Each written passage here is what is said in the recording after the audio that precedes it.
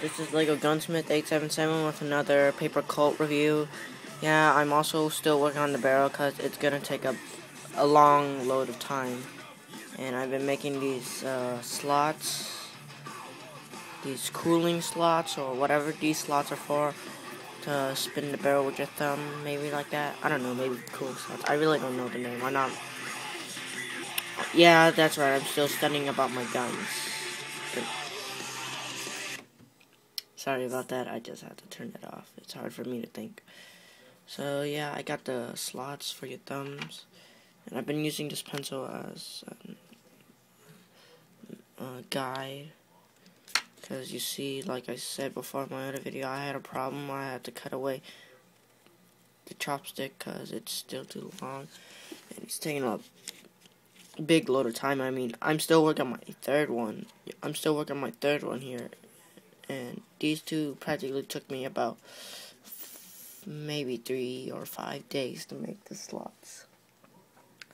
So yeah, this is just another quick update on the barrel. It's nearly complete, and it's hard as a rock. Trust me, it is.